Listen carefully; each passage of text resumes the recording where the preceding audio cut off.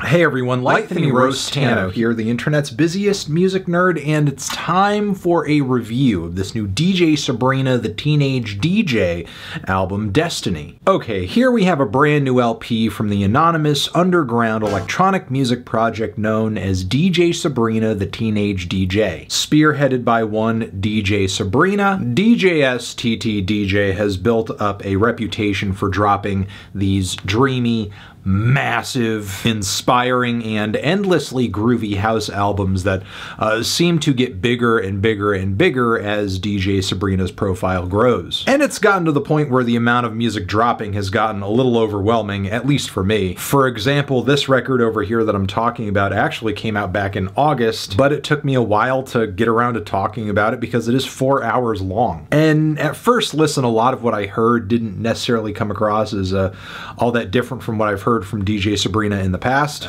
so I wasn't exactly sure what I would end up saying about the album anyway, and honestly I felt almost bad about not covering the album off the bat because I did review that Breakout Charm project that DJ Sabrina came out with years ago, and Sabrina actually also put a lot of care into posting some pretty weird memes around me reviewing the album or not reviewing the album, but now I somehow got the time together and the focus and figured, why the frick not, let's do it. And while it isn't as versatile as I think a record should be at this length, it wasn't quite the slog I was afraid of it being originally. Now, I will say the first 16 tracks or so of this thing are kind of everything I've come to expect from DJ Sabrina, which has its pros and cons. If you don't even know what I'm getting at by that, it means we're getting one bright, sweet dance anthem after the next, with grooves that are club-friendly, but simultaneously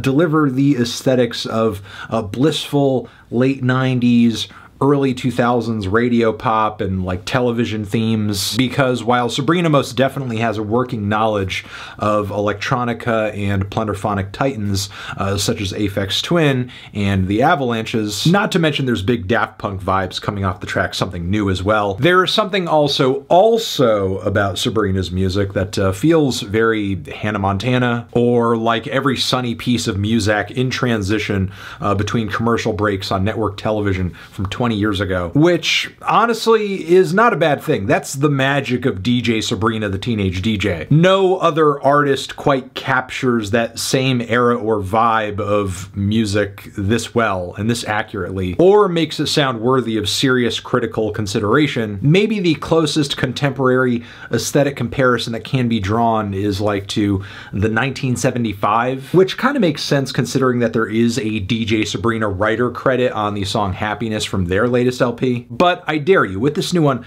listen to the song Brave, for example. I bet you haven't heard anything as positive or uplifting this year. So anyway, while the first leg of this thing does reinforce a lot of those usual DJ Sabrina formulae, many of these tracks also feature the shortcomings I have come to expect from Sabrina, because while the textures are there, from the pumping kicks to the shimmering keys as well as the adult contemporary saxophones, I still feel like a lot of the progressions could use some work, because rather than keeping fans engaged from start to finish on a song with some very tasteful and cool musical embellishments, DJ Sabrina will instead pad a lot of these songs out with like show dialogue or like hopeful quotes and spoken word bits, which definitely adds to the world DJ Sabrina is building.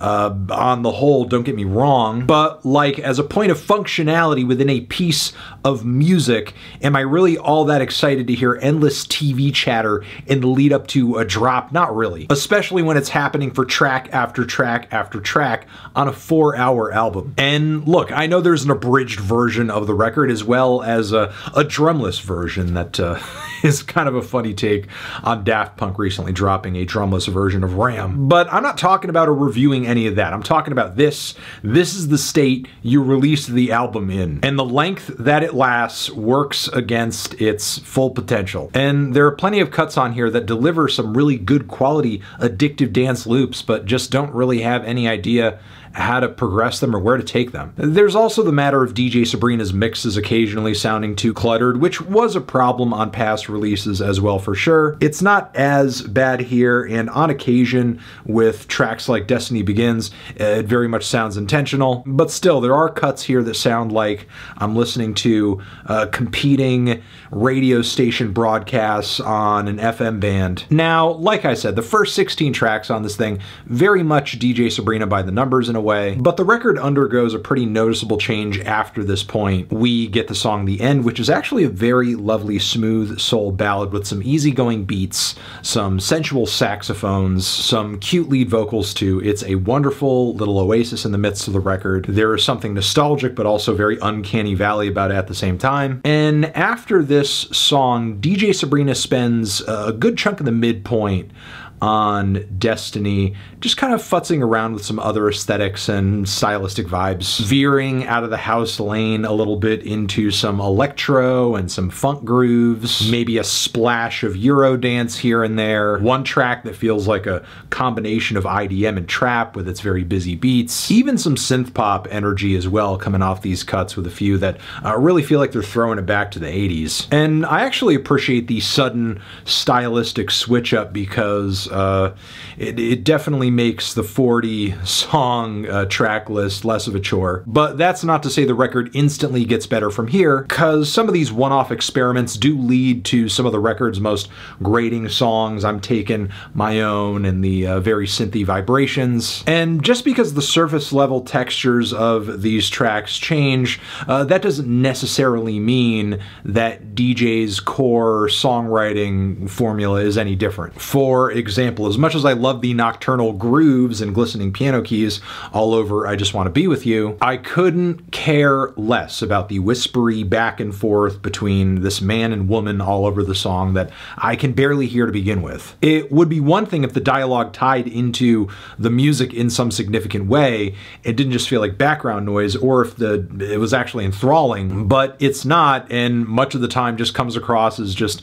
unnecessary static, adding little to nothing to a potentially great dance track that's just having the momentum sucked out of it. For sure, there's definitely power in the fact that DJ Sabrina can conjure tracks where it feels like, in a sense, time stops. You really kind of get locked into these grooves and loops on Moments of Doubts, as well as Actions Speak Louder. But in my opinion, the hypnotic appeal of this record only go so far, not to mention these spoken word bits I've been mentioning over and over, that often take me out of I guess, entrancing experience of these songs anyway. For the last leg of the LP, I feel like, for the most part, we really go back to a lot of the same regular DJ Sabrina precepts. We do get some of the record's best cuts in the process of that, though, like Figuring It Out, which is a great vocal pop number. The sampled sung licks all over the song All I Can Feel are some of the most addictive on the entire record as well. But as much as I like these songs, I think it is sensible to say I wish it didn't take 2+ hours to get them. The ending, I don't think, really adds all that much to the overall versatility of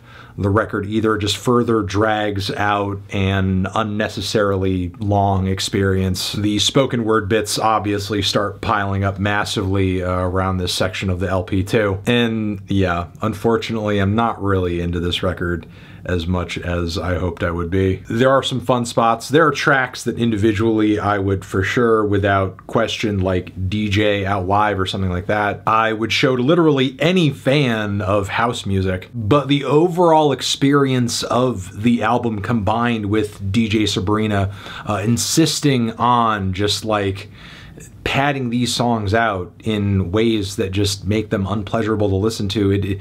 Unfortunately, this comes together and makes a project, an experience that I'm very indifferent toward, and I'm kind of torn on, frankly. Feeling a light 5 on this one. Transition, have you given this album a listen? Did you love it? Did you hate it? What would you rate it? You're the best, you're the best. What should I review next? Hit the like if you like. Please subscribe, and please don't cry. Hit the bell as well. Over here next to my head is another video you can check out. Hit that up or the link to subscribe to the channel. Anthony Fantano, DJ Sabrina, forever.